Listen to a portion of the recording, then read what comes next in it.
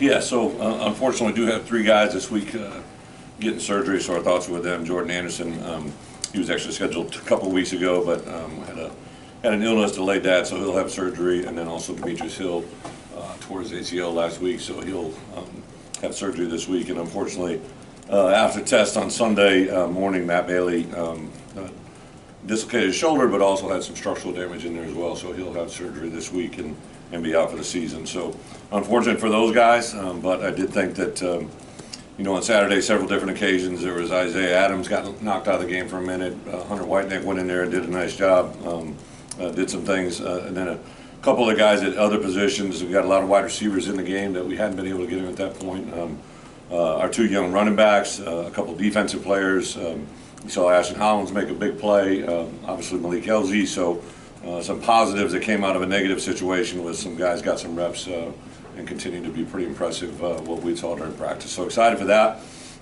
I think offensively, obviously the big question will be at quarterback, how Luke responds and comes back is going to be awesome. I think the part that I called him on Saturday night, let him know where I was at and how he was feeling. I think Sunday was a tough day for everybody, right? But to get a chance to turn our preparation into another quality non-conference opponent, I think is going to get everybody's attention and focus on that. So I like the demeanor we were in Sunday. Obviously today's a day off. We'll know a lot about tomorrow on Tuesday's practice. FAU, obviously, the situation that happened at Clemson, game got away, got an early pick.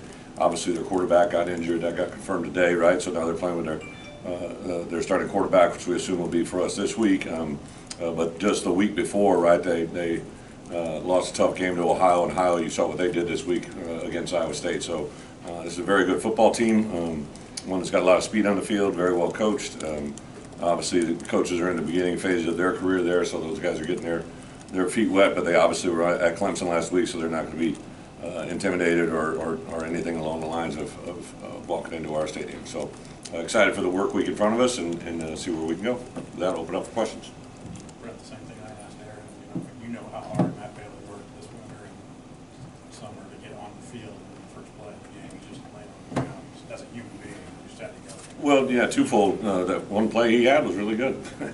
They ran a quick toss in the boundary, and he came up and supported. And I brought him in yesterday after it was confirmed. He and I had a moment. He'd been through a lot just to get to that point, right? Just the setbacks he had, and over there near the boundary, he kind of just put his left hand out, and then everything kind of piled on top of him. And he did get enough strength to go back in, but what the X-rays found out, and some things, there was some things that he could. Sometimes guys will have these type of moments and can play with it, but his injury was one that he won't be able to do that. So that's why we obviously waste no time, no decision to get the surgery done as fast as he can. He'll look at probably about a 6-month rehab for that. But yeah, literally he's in my meeting. We're talking about the injury and the rehab, and had a lot of guys have this surgery that it's an invasive surgery, so it's going to be painful. And I literally get done talking about that, and he's like, okay, when I come out to practice, where should I stand to get the maximum amount of learning? He literally flipped a switch like that about what he could do to become better over the next 6 months while he isn't able to play the game. So I'll give him some NFL projects, obviously watch some safeties that play similar schemes in our system, and give him some things, because he does have a little, I'm not a doctor, but he does have a little OCD. He's going to be driving himself nuts with not enough things to do. Classic example, right? So Saturday, I get done with the media, come up to my office, we have some recruits, and then I'm coming back down the stairs to get to our car with my wife and my daughter, and I see Matt Bailey walk out, and he's got like a group of 15 people. I didn't know if they're all with him or who it was, but it was the entire church group from Moline. They come to watch him.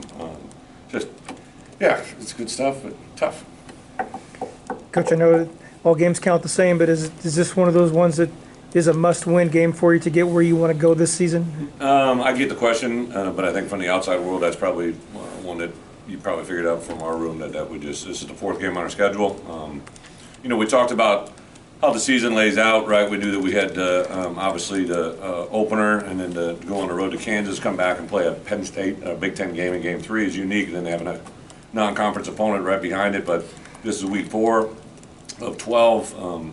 It's the last game that we have before we enter an 8-game straight of Big Ten play. So I think that's the only thing our guys will see it as, but they'll respect all, fear none, and get excited to play them in the scheme. And again, I don't have to go any further back than to see the way they played, especially in the second half against Clemson, and then also the Ohio U game in particular. It was key for you guys as coaches to help Luke quickly rebound, turn the page. Yes, but I think Luke has to process it, right? Like one of the things that we say all the time in our building, right? Adversity is going to strike, and you learn more from yourself during moments of adversity than you do in moments of success. I think, after that first game, everybody's like, whoa, whoa, whoa, right? And then even though we didn't do the things that we want to do at Kansas, he had that long run, so everybody's thinking all this, right? So for a starting quarterback, I literally Googled on my own Saturday night college and NFL quarterbacks that have thrown 4-game interceptions and 4-game interceptions, and the list is incredibly long, right? So, it happens. It's happened in the past, and my guess it's probably going to happen in the future.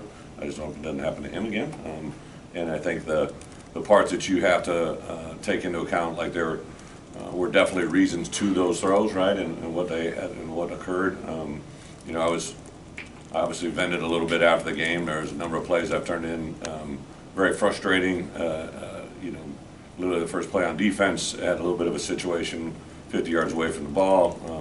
On that touchdown drive when we got going, they had a player to literally dive and hit him right at the kneecaps, which, from where I sit, I wanted to have that called, and that kind of gets in your mind a little bit, right? And we were obviously having some pressure in his face. I think we got to clean that up. So I think not everybody was just saying it's Luke. I think a lot of guys were doing, what can I do to help Luke?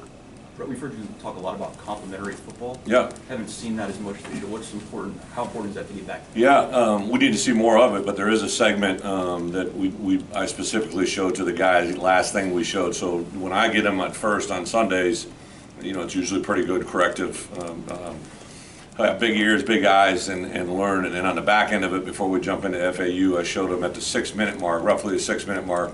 Our defense had a drive that had gotten in the red area. We made a stand and we blocked a field goal, right? The next series, our offense took the field and scored a touchdown, and made it obviously at that time it was a 13-7 game. Our defense took the field and shut them out on a 3-and-out, and then they punted the ball to us, and we had a 2-minute end of half situation that we didn't capitalize on, and obviously they had their longest play from scrimmage was the 133-yard pass, right? And that gave them 3 points right at half. But I did show them that's complementary football. Defense blocks a kick, right? Stops a field goal. We score a touchdown. We kick off. We stop 3-and-out, and that's what we can do, right? So we just got to do it for more consistency and in more areas than just one segment of a quarter, right? So that's very important. And then I think it's also important for us to realize, right? Like, I was furious on the 2-point play to Malik, because if we score that, it's a 15-point game with late in the fourth quarter. But we have, I believe, 2 of our timeouts, if not 3. And I know our guys felt that. I don't know if everybody felt that, but I know our team on our sideline felt that. So that was a very frustrating moment, because that was one that I think we should have had it done to play. And then when it didn't, that kind of just was a microcosm of the whole day. Bret, now with those 2 injuries at safety, what's that mean for your depth at the position? Yeah, so Demetrius had actually kind of been splitting time between Free and Strong, but when we knew we weren't going to have Matt in the game for the first 2 games, we really had repped Clayton, Demetrius, and a couple other guys, Nicario, at that boundary. And then obviously Demetrius goes down on Thursday and Matt goes down on Saturday, but we have had a lot of guys get reps there. I think Nicario, obviously Clayton's got a lot of reps there. You could also have Miles, you have Clayton, Resetich. There's some guys that have gotten some valuable reps there. It's good we have that many people now. Coach, you and a lot of other people have talked about Luke Altmaier for his toughness. Talked about, you just said that kind of all year since you got to drill. Is that recovering from this, back from this, is that part of that? Is that part of toughness? Yeah, I think probably anything I had said at this point was the physicality, right? Like, he's a pretty tough kid. Right. But I think he's a mentally tough kid. I don't think it's any secret to you guys have been around. Luke is a tremendous man of faith, right? And I think he knows the power and strength in him comes from outside of him, right? Like, and I think he'll lean on that right now more than anything. I think as coaches, as players, all we can do is support and improve them. I think Barry, if he didn't say it in here, I think he'll be the first to tell you that he's going to do everything he can to make it better for him, right? And take a self-inventory as coaches of what we asked him to do or not to do and how we can make that cleaner. And then it's all going to kind of collectively come together to hopefully have him have a chance to play better football on Saturday. And that room is pretty supportive, too, that quarterback room seems to be, with all those. Yeah, I don't think they, I actually had Tank in this morning. Tank and I talk every day after lift, so we have a lift group yesterday, and then they lift, they can have a voluntary lift on Monday, and he said literally in this morning's group, Luke Altmaier was lifting with John Paddock, right? And it's just, now, sometimes adults can't handle it that well, right? But usually the players can handle it very well. You mentioned the pass pro, maybe cleaning some of that up a little bit. Do you feel like the moves you guys made going into that? Yeah, that's a good question. You know, again, Isaiah Adams, I made reference to it. You're right. He literally started at every position now, I think, except for center, and he does play center. But he had never really played on the right side in active games all that much. He'd always been on the left side, left guard and left tackle, and a little bit of right guard. But to pop out at right tackle and play the way he did against that was by far, the most athletic front that we had played to this point. And for him to play that way, I think it's just a microcosm of why those NFL scouts are saying what they are about him. I thought for him, and then Julian, obviously you probably saw that he had a little bit of a cast on, right? Like for Julian, I thought he did some really good things for being in that situation as well. Zai really had only played guard because he'd been repping a tackle, so I think that Geske has continued to get better. I think Josh, this was his real first fire test with a team that was multiple and brought a lot of pressures and brought a lot of different things. So hopefully the results of Saturday, success or failure, that galvanizes that group together a little bit better. And then I think Jordan Slaughter is another guy that continues to be impressive. And I tell you, Hunter Whiteneck did a good job when he was in there. But the offense, Barry said, is still looking for its identity 4 weeks into the season. Is that more just the way the games have happened, or what do you think needs to happen for that identity? Yeah, well, for sure, I think when I always think of it this way, when I hear an opposing team talk about us, right? Like usually there's some commonalities that come out, and I just haven't heard that so far, right? So if our opponents aren't seeing it, then it tells me that nobody's seeing it. And there's things that always fluctuate year to year, but I constantly harp on our building, right? Good teams do 3 things: they run the ball, defend the run, and cover kicks, right? And right now we really haven't done those 3 things. Obviously the kicks have been limited, but we haven't effectively run the ball consistently for 4 quarters, and we haven't defended the run for 4 quarters effectively, in my opinion. But there were some really good things, some good positive things. In the first 2 ball games, we had given up, I consider a big play, 20 yards or more, and we had 11 of those plays, and then several 19 and 18s on our defense. Through the first 2 games, and on Saturday we gave up 2 plays over 20 yards. We gave up a 33-yarder and I believe a low 20s. And that, for me, in football has generally been a good indication of you can have success. What strides do you and no penalty fouls, or no personal fouls on our defense. Yep. What strides do you feel like you need to make running the football? What strides? Yeah, just to improve that. I think the biggest thing obviously is just the production on early downs, right? Like everybody understands, early downs to play ahead of the chains, to allow us to be in convertible 3rd down situations. I know we've been really close to making one break, and we just haven't been able to pull that through, like just literally an arm, one guy here, one guy there. Reggie, I thought, has been outstanding. I thought when I turned on the film on Saturday and then on Sunday, that touchdown run being one case in point, like he literally was contacted at the 3-yard line. He drugged 2 guys in the end zone, and 2 guys are dropping on him.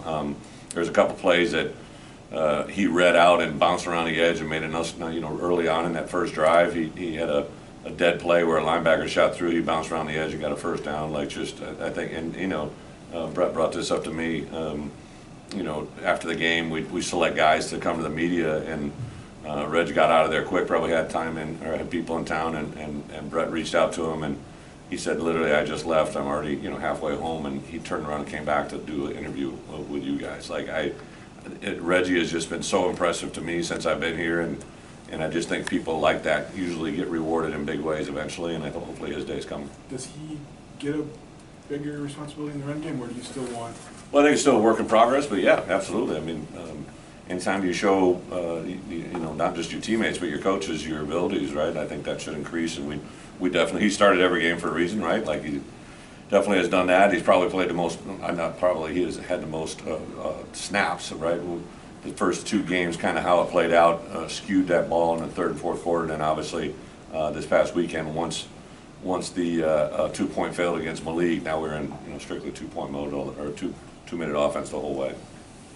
How was Caden Faye just handled just the volume of more reps, and what could that mean for him? Yeah, I think he was excited last week. One of the things we talk about with players, right, when we had a couple things designed to get him in the game, and I said to him, I don't need half of Arthur knowing that we're going to play. So he goes, no, Coach, I haven't told anybody, even my mom, right? So I think he gets it, he understands it, and I think the part that's really fun for us with him and Aiden and Caden are both kind of uniquely different, but both of them have a really good skill set that I think, Aiden now is 2 games in a row now has kind of made a guy miss in space, and you're excited about what he does because you can see the confidence grow in both those guys, and they're always together. What's it like?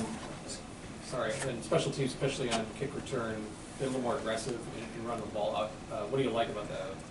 Yeah, well, again, Pat started off back there for us, and then Aiden had a nice, so we were kind of giving him some things. We really wanted to, we were trying to hit a counter return to the wide side of the field, and unfortunately, probably the hardest plays to simulate in football really is kickoff return, right? Just having the athletes that come down the speed and the intensity they have, and obviously Penn State has a lot of depth, so it was blocked up nicely, except for one guy knifed through the middle of the formation. We got to have some ways to either clean that up or give that guy assistance. But Dish has been very impressive to me.